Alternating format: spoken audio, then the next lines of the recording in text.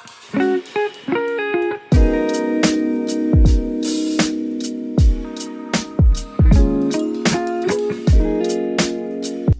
everybody, and welcome to another episode of Brave Sports Talk. I'm your host, Blake Griffin. Tonight, we're going to be talking about the last week in Ottawa Braves sports, going from the 19th of September to the 25th of September.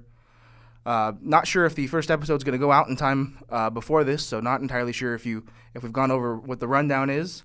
Basically, this is going to be a weekly sports talk show, kind of about Ottawa Braves sports. Just a little bit of a weekly recap, go over all the games that happened throughout the week.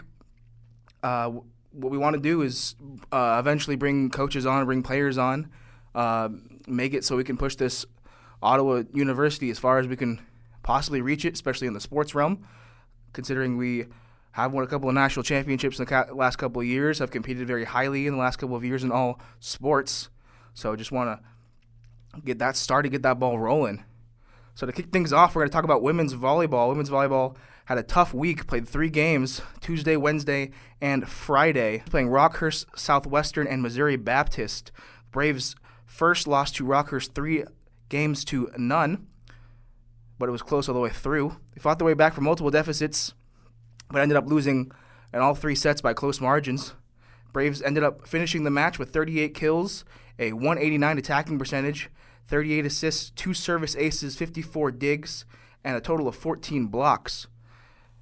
The Braves then took a quick turnaround after getting back from Kansas City, had to go all the way out to Winfield, Kansas to play Southwestern College.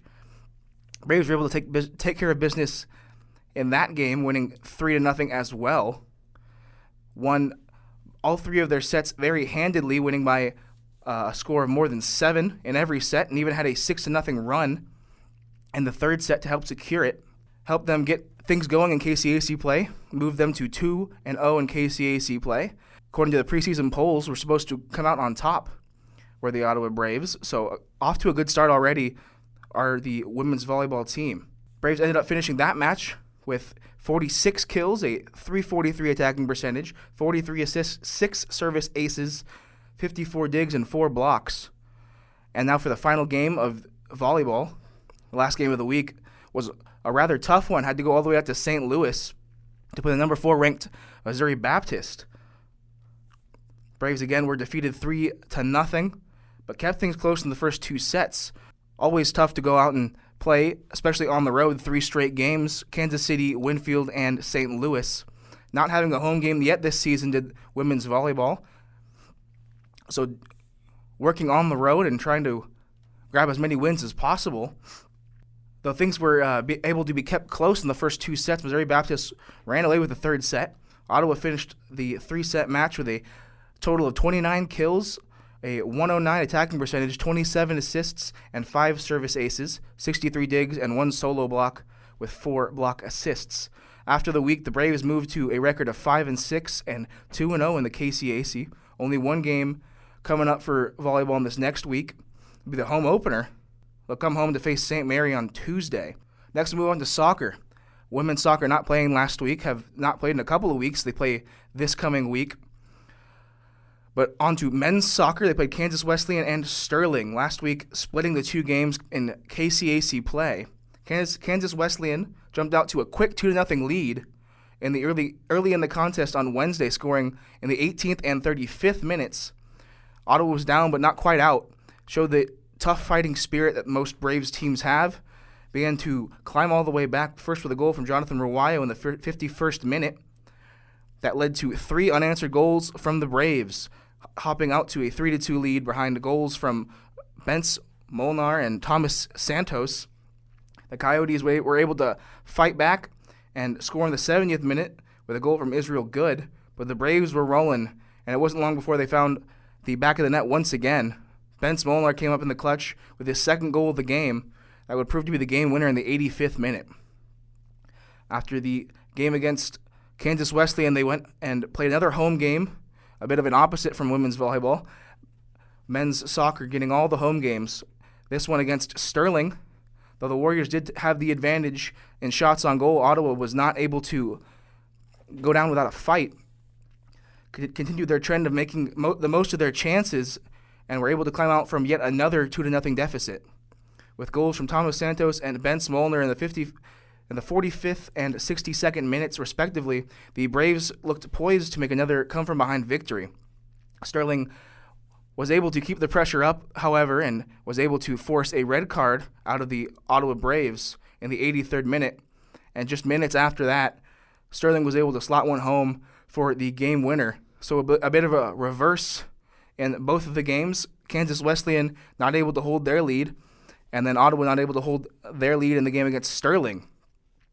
But another goal and another assist against Sterling capped off an amazing week for Ben Smolner, who was named KCAC Offensive Player of the Week, scoring 3 goals and 3 assists in the 2 games.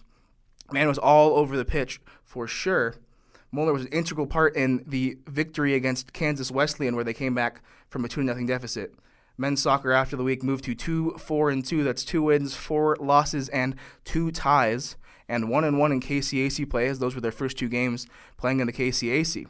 They will take on the University of St. Mary and Tabor College in this upcoming week, with games against St. Mary at home on Wednesday the 29th.